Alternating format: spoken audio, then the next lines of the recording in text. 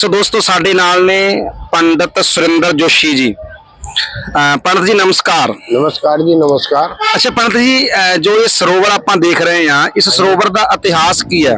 ये आदिकाल से प्राचीन सरोवर है जी। जब ये महाभारत का युद्ध हुआ था, तो महाभारत का युद्ध हुए 5,500 साल हो गए। तो उससे पहले सूर्य ग्रहण पड़ा, तो सूर्य ग्रहण में भगवान श्री कृष्ण आए थे अपने माता पिता के साथ में। राधा जी अलग से आई, जो ब्रिज से गोपी आई, तो कृष्ण भगवान का और राधा जी का के यहाँ मिलन हुआ था। पहली बार जो मिलन हुआ? हाँ जी, पहली बार जो मिलन हुआ था महाभारत में सूर्य ग्रहण में, तो कृष्ण भगवान का और राधा जी का यहाँ मिलन हुआ था। काल से तो इसका यही इतिहास है जी। महाभारत इससे पहले मैंने बताया ना, सूर्य ग्रहण में तो यहाँ स्नान करने से कहती है 100 अश्वमेध यज्ञों का पुण्य मिलता है। अगर आपका कांधे से कांधा भी अटैच हो गया तो आधा पुण्य आपको मिलेगा, आधा दूसरे को मिलेगा। तो यहीं पर महर्षि दीदीची ने अपनी अस्थियों का दान दिया था इंद्र को। की नाम से ऋषि जी का? महर्षि दीदीची ऋषि। दीदीची ऋषि ने सभी तीर्थों को यहाँ पर इकट्ठा किया और उसमें उन्होंने स्नान करके अपनी अस्थियों का दान दिया था इंद्र को वज्र बनाने के लिए। फिर इंद्र ने आके इधर में वृत्रासुर नाम के राक्षस का वध किया था। ठीक है। तो जैसे हरिद्वार में हर की पैड़ी है, मथुरा में विश्राम घाट है, वैसे ही आदिकाल से सूर्य कुंड है।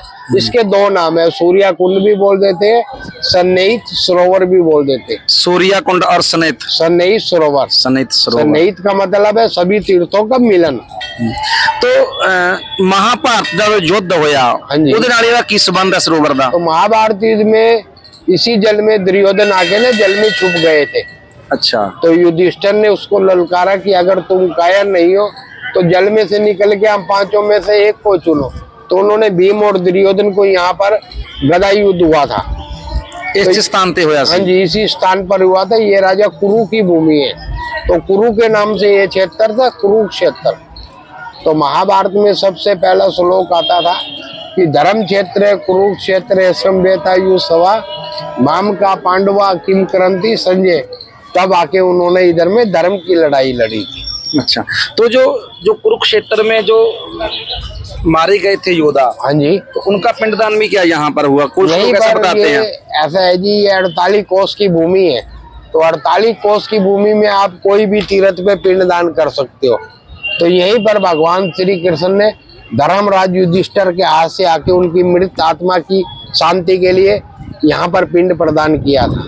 तो यात्री लोग आते हैं यहाँ अपने पितरों के निमित्त में पिंड दान करते हैं। अपने एक मैंने होर गल दसो, उत्थे भी तां यात्री अपने मरण तो बाद हरिद्वार जाते हैं। हरिद्वार दे इत्थों दा की फर्क है? तो ऐसा है जी, जो यहाँ पर जिसका जन्म हुआ है कुरुक्षेत्र की भूमि में, अगर उसके बुजुर्ग यहाँ अपने प्राण भी त्याग देते हैं तो उसकी अस्थियों को लेके हरिद्वार में नहीं जाते।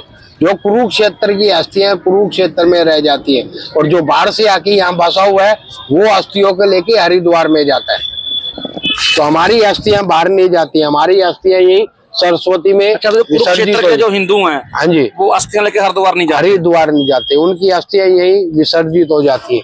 कहते हैं कुरुक्षेत्र की भूमि में किया हुआ दान 13 दिन तक 13 गुना फल देता है। तो पंडित जी, जो उत्थे वड्डा ब्रह्म सरोवर बनया होया, हाँ जी, वो ब्रह्म सरोवर और ये सरोवर की फर्क है?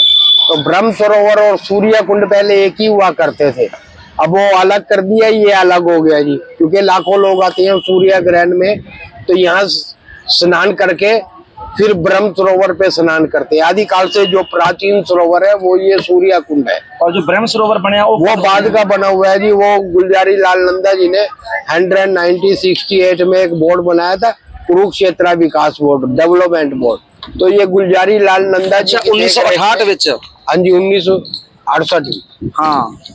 अच्छा, वो ब्रह्म सरोवर उदू पहला नहीं सी?